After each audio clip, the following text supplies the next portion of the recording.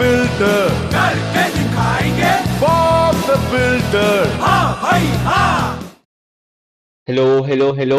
So we are back with Lead Code Daily Question of 18th of September. और चलिए देखते हैं आज का डेली क्वेश्चन क्या है. सो यस, आज का डेली क्वेश्चन है लार्जेस्ट नंबर. तो लार्जेस्ट नंबर हमको समझ में आ रहा है कि सबसे बड़े नंबर से रिलेटेड ही कुछ क्वेश्चन है. देख लेते हैं क्या बोल रहा है क्वेश्चन. तो चलिए, given a list of non negative integer nums. तो बेसिकली एक एरे दिया होगा, एक वेक्टर दिया होगा जिसमें बहुत सारे नॉन नेगेटिव इंटीजर्स होंगे और इस लिस्ट का नाम या इस एरे का नाम है नम्स. और इनको अरेंज करना है ऐसे ऑर्डर में कि लार्जेस्ट नंबर बन जाए और हम उसको रिटर्न कर सकें. Okay, since the result may be very large, so you need to return a string instead of a integer. तो हम स्ट्रिंग रिटर्न करेंगे.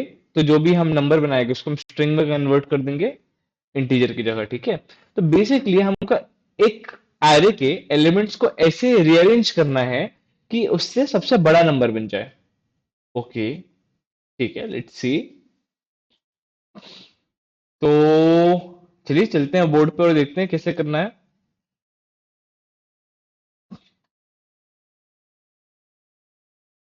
तो हमारे पास यहाँ पे पहला एग्जाम्पल है 10 और 2. तो मैं 10 और 2 को कैसे कैसे अरेंज कर सकता हूँ. याद रखना, मुझे 10 एज अ होल नंबर चाहिए. मैं 1 और 0 को अलग अलग नहीं ले सकता हूँ. ओके ओके, ये गलती मैंने की थी जब मैं सॉल्व कर रहा था क्वेश्चन, कि मैंने 1 और 0 को अलग अलग कंसिडर किया था, but that is not allowed. 10 is a complete number, 2 is another number. So the ways I can arrange them is, I can either take 10 then 2, that will become 102. Correct, correct. The other way I can do that is I can take 2, then behind it I can take 10. So 2 and 10 becomes 210. So which one is bigger, 210 or 102? Obviously 210 is bigger. Hence it will be a number that I will be taking. So the order in which I have to arrange the elements of this array is 2 first and 10 after that. Okay, okay. And once I have arranged the elements in that particular fashion, then I will convert it into a string. So what I'm supposed to do, I'll first make, I will rearrange the array from 10 to 10, and then I'll make a string out of it, which is this string. Okay, okay. So what is my main objective? I have to sort the numbers of an array in such a manner that the resulting string on their concatenation would be larger than to sort them in any other fashion. तो obviously उनको ऐसे fashion में sort करना है कि उनसे जो resulting string बनेगी वो सबसे बड़ी बनेगी. उनको किसी भी और फैशन में सॉर्ट करोगे तो जो रिजल्टिंग स्ट्रिंग बनेगी छोटी बनेगी. ओके ओके, इसका एक एग्जांपल और देख लेते हैं. अब सॉर्ट करना है तो क्या करें, अपनी जो बेसिक सॉर्टिंग होती है उसको ट्राई कर लें. चलिए अपनी बेसिक सॉर्टिंग ट्राई करके देखते हैं. तो अगर जो मेरा एरे है उसको मैंने बेसिक जैसे सॉर्टिंग करते हैं वैसे सॉर्ट कर लिया, तो इस ऑर्डर में सॉर्ट हो जाएगा. ये जो मेरा दूसरा एग्जाम्पल है, दूसरे एग्जाम्पल पे आ चुके हैं हम. तो हाँ, दूसरे एग्जाम्पल में है 3, 30, 34, 5 और 9. Okay okay. तो अब अगर मैं इसकी बेसिक सॉर्टिंग कर लेता हूं तो मुझे मिलता है 3, 5, 9, 30, 34. ओके, इसी ऑर्डर में नंबर सॉर्ट होंगे, इंक्रीजिंग ऑर्डर में. इनको कॉन्कैटिनेट करूंगा तो नंबर मिलेगा 3, 5, 9, 3, 0, 3, 4. ओके, बट एक दूसरा ऑर्डर देखते हैं. दूसरा ऑर्डर है 9, 5, 3, 4, 3 और 3, 0. अभी तो रैंडम सा ऑर्डर लग रहा है. बोले भाई इस ऑर्डर में क्या है, मतलब समझ ही नहीं आ रहा है, ऐसा ऑर्डर क्यों लिया. बताता हूं क्यों लिया. क्योंकि दिस ऑर्डर जब हम इसको स्ट्रिंग में कन्वर्ट करेंगे, बेसिकली इसके सारे नंबर्स को इसी ऑर्डर में एक स्ट्रिंग में ले लो, 9, 5, 3, 4, 3, 3, 0. इससे ज्यादा न्यूमेरिक वैल्यू की आप स्ट्रिंग नहीं बना सकते हो combining these numbers which are 3, 5, 9, 13, 34. तो मुझे इन एरेस के नंबर्स को ऐसे अरेंज करना है कि मैं कैसे ना कैसे करके इनकी जो रिजल्टिंग स्ट्रिंग बने उसको लार्जेस्ट बना दूं. ओके, क्या किया जाए अब, क्योंकि अब अगर सिंगल सिंगल नंबर्स होते तो उनको अरेंज कर देता. मेरे पास यहाँ पे पूरी यूनिट्स हैं, जैसे 30 एक यूनिट है, 34 एक यूनिट है. तो अगर मुझे स्ट्रिंग ही सबसे बड़ी करनी है तो मुझे समझ में आ रहा है कि कंपैरिजन स्ट्रिंग्स में होना चाहिए. अगर कंपैरिजन स्ट्रिंग्स में होगा, मतलब अगर मुझे यहाँ पे कंपैरिजन नहीं करना है तो 10 का 10 अलग अलग करके नहीं देख सकता हूँ, मुझे पहले स्ट्रिंग 102 और स्ट्रिंग 210 का ही कंपैरिजन करना पड़ेगा, जो स्ट्रिंग्स बनेंगी इन दोनों नंबर्स के कॉन्कैटिनेशन से। करेक्ट। तो मुझे समझ में आया कि जो कंपैरिजन होगा वो एक्चुअली स्ट्रिंग बना के उनकी न्यूमेरिकल वैल्यूज का होगा। तो कंपैरिजन किसका होगा? स्ट्रिंग बना के उनकी न्यूमेरिकल वैल्यूज का होगा। ठीक है। और उसके बाद इसी कंपैरिजन के बेसिस पे मुझे सॉर्टिंग करनी है। ठीक है, समझ में तो आ रहा है। लेकिन यार सॉर्टिंग तो अभी तक मेरे को बस एक ही तरीके से आती है कि सॉर्ट लगा दो, नम्स डॉट बिगिन कर दो, नम्स डॉट एंड कर दो। अब इसमें मैं अलग से सॉर्टिंग कैसे करूं? तो यहाँ पे मैं आपको एक नए कॉन्सेप्ट से इंट्रोड्यूस करवाने वाला हूँ, ध्यान देना इस पे। ठीक है, एक नया कॉन्सेप्ट आने वाला है। नया कॉन्सेप्ट काय का आ रहा है? लैम्बडा फंक्शन का। बोले कौन सा फंक्शन, कौन सा, क्या? बताता हूँ। तो अगर मैं कभी भी दो नंबर्स को सॉर्ट कर रहा हूं, ठीक है, और मुझे स्टैंडर्ड सॉर्टिंग तरीके से मजा नहीं आ रहा है, तो उसमें मैं सॉर्टिंग का जो मेरा सिंटेक्स है उसमें आखिर में एक लैम्बडा फंक्शन भी लिख सकता हूँ, कुछ इस तरीके से। ये लैम्बडा फंक्शन का सिंटेक्स कहलाता है, स्क्वायर ब्रैकेट्स, उसके बाद पैरामीटर्स और उसके बाद फंक्शन बॉडी। ठीक है। तो लैम्बडा फंक्शंस अब होते क्या है? तो लैम्बडा फंक्शंस और एक्चुअली अनोनिमस फंक्शंस। अनोनिमस मतलब जिनका कोई नाम नहीं है। नॉर्मल फंक्शंस क्या होते हैं? फंक्शन का नाम, फंक्शन के पैरामीटर्स, फंक्शन की बॉडी। ठीक है, नाम, पैरामीटर, बॉडी, इसी ऑर्डर में चलता है हमेशा। लैम्बडा फंक्शन में नाम नहीं होता है। लैम्बडा फंक्शन में क्या होता है? स्क्वायर पैरेंथेसिस लगे होते हैं। Very good. और ये जो मेरा लैम्बडा फंक्शन है कैसे काम करता है? लैम्बडा फंक्शन ऐसे काम करता है कि जब हम सॉर्ट कर रहे हैं तो इसमें मैं कस्टम लैम्बडा फंक्शन बना सकता हूँ कि ये कंडीशन के हिसाब से सॉर्टिंग करो। ओके। ओके। इसमें जो स्क्वायर ब्रैकेट रहते हैं इसमें हम सराउंडिंग से वेरिएबल कैप्चर करते हैं। अभी यहाँ पे हम कोई वेरिएबल कैप्चर नहीं कर रहे हैं तो हम यहाँ पे इसको क्या खाली रखेंगे। ठीक है। ओके। उसके अलावा पैरामीटर्स पास होते हैं।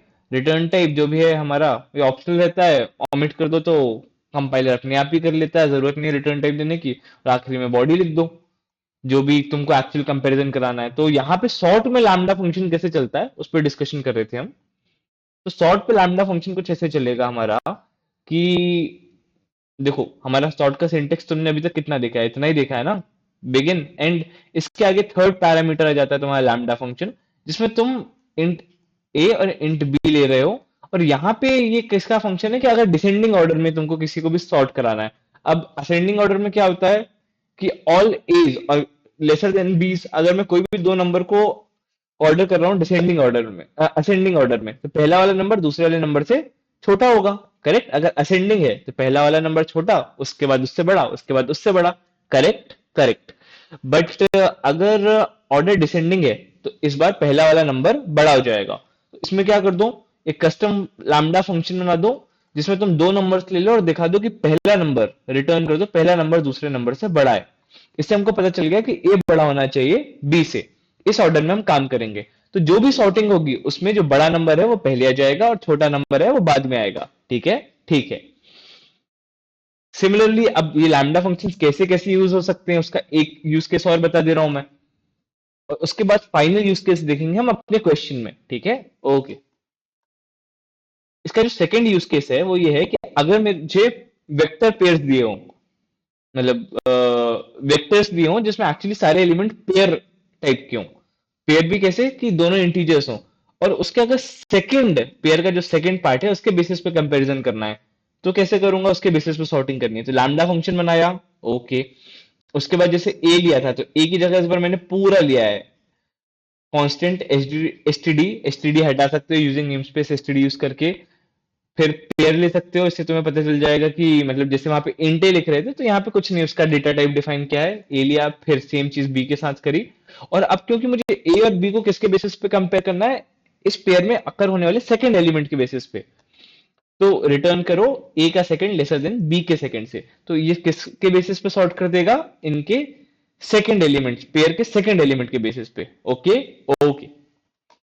चल भाई, तो इतना था लैम्बडा फंक्शन के बारे में। Let's get back to the question कि क्वेश्चन में हमारा क्या हो रहा है। तो यहाँ पे हमने क्या किया था जब हम कोड लिख रहे थे, अब हमारा पॉइंट क्या है? हमको एक्चुअली स्ट्रिंग्स को कंपेयर करना था, राइट? और स्ट्रिंग्स को मतलब स्ट्रिंग्स कॉन्कैटिनेट होने के बाद जिस ऑर्डर में, मतलब स्ट्रिंग्स कॉन्कैटिनेट होने के बाद बड़ा नंबर बनाए, और इस ऑर्डर में मुझे अपने पूरे एरे को सॉर्ट करना है कि एरे जब सॉर्ट हो तो स्ट्रिंग्स कॉन्कैटिनेट होकर सबसे बड़ा नंबर बनाए, ये मुझे रिटर्न करना है। Correct correct. तो इसको कैसे इंप्लीमेंट करूंगा मैं? इसको इंप्लीमेंट करूंगा मेरे लैम्डा फंक्शन की हेल्प से, जो कि यहाँ पे देखो ऐसे काम करेगा कि मेरे पास इंटीजर ए और इंटीजर बी है, ठीक है। यहाँ पे मैंने स्ट्रिंग आंसर ले लिया जिसमें मैं आंसर स्टोर करूंगा, और इंटीजर और इंटीजर बी है। अब integer B are two sample integers, this can be any two elements of the array और all elements of the array, की एरे के एलिमेंट्स एक्चुअली किस ऑर्डर में प्लेस होंगे उसी ऑर्डर में हम ए और बी को रखेंगे। तो ऑर्डर क्या होना चाहिए? ए और बी को स्ट्रिंग में कन्वर्ट किया, उनको कॉन्कैटिनेट कर दिया, और ये बड़ा होना चाहिए किससे? ए और बी को फिर से स्ट्रिंग में कन्वर्ट, बी और ए को स्ट्रिंग में कन्वर्ट किया। तो अगर ए और बी को कॉन्कैटिनेट किया तो 10 और 2 ये कॉन्कैटिनेट हुआ। यहाँ पे बी और ए तो 2 और 10 तो 210। तो 102 201 से बड़ा है क्या? नहीं है। तो बेसिकली जो भी बड़ा नंबर आ जाएगा कॉन्कैटिनेट होके, अब हमको लार्जेस्ट चाहिए तो हमेशा हमको बड़ा नंबर चाहिए कॉन्कैटिनेट करके, तो जो भी बड़ा नंबर आ जाएगा कॉन्कैटिनेट करके वो हम रिटर्न करेंगे। इसी तरीके से क्योंकि हम हर बार बड़ा नंबर पहले ले रहे हैं, तो जब एरे सॉर्ट होगा तो ऐसे सॉर्ट होगा कि इससे जो रिजल्टिंग स्ट्रिंग बनेगी उस लार्जेस्ट स्ट्रिंग ही बनेगी। अब एरे तो सॉर्ट हो गया, लेकिन हमको रिटर्न क्या करनी है? हमको रिटर्न एक्चुअली स्ट्रिंग करनी है। Correct correct. तो ये जो हमको रिटर्न स्ट्रिंग करनी है उसको हमको एरे से बस एक बार एरे ट्रेवर्स करो और सारे एलिमेंट्स को स्ट्रिंग में ऐड करते जाओ। तो ये हमने फॉर लूप की हेल्प से वो काम कर लिया है, कोई बड़ी बात नहीं है, सिंपल। जब इतना काम हो गया तब मैं सीधे आंसर रिटर्न कर सकता था, रिटर्न आंसर। बट मेरा एक टेस्ट केस फेल हुआ है, इसलिए मैंने स्पेशल चेक डाला है इस क्वेश्चन में। स्पेशल चेक कौन से टेस्ट केस के लिए डाला है मैं आपको पहले से ही बता देता हूँ। यहाँ पे एक टेस्ट केस आया था 000, ठीक है। अब अगर मैं 000 को कंकैटिनेट करूं किसी भी ऑर्डर में तो क्या स्ट्रिंग बनेगी? 000। लेकिन वहां पे उन्होंने जो हमारा मतलब यूज केस है उसमें उन्होंने सिंगल जीरो ही दे रखा है। तो इसलिए मैंने बोल के रखा है कि आप कितने भी जीरो दे दो इनपुट में, अगर मेरा आउटपुट में 000 टाइप की स्ट्रिंग बन रही है तो मैं स्ट्रिंग का क्या चेक करूंगा? सिर्फ पहला कैरेक्टर चेक करूंगा। अब अगर लार्जेस्ट स्ट्रिंग है, कोई भी लार्जेस्ट स्ट्रिंग का अगर पहला कैरेक्टर 0 है तो उससे मुझे समझ में आ जाएगा कि पूरी स्ट्रिंग ही जीरोस की बनी हुई है। Correct correct. तो सिंपली मैं बस अगर देख लेता हूं पहला कैरेक्टर 0 है तो क्या कर दो? सिर्फ एक सिंगल 0 रिटर्न कर दो। यहां पे मैंने यही किया है कि जो मेरा आंसर का पहला कैरेक्टर अगर 0 है, क्या है? अगर 0 है तो उस केस में पूरा 0 रिटर्न कर दो, नहीं तो जो मेरा रेगुलर आंसर था वो रिटर्न कर दो। ठीक है? ठीक है। तो आई होप आपको लैम्डा फंक्शन का कॉन्सेप्ट समझ में आ गया हो, कैसे काम करता है, और कुछ नया सीखा हो, ये क्वेश्चन करने का तरीका अच्छा लगा हो।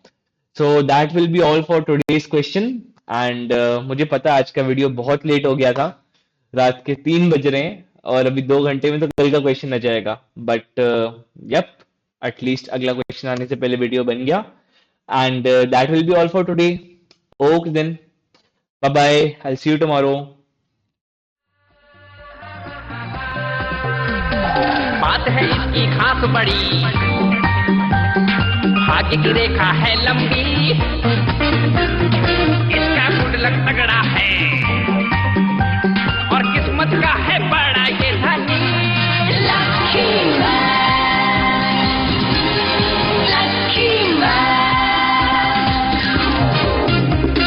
इसका नसीब है सबसे बेमिसाल, ये है तकदीर का राजा।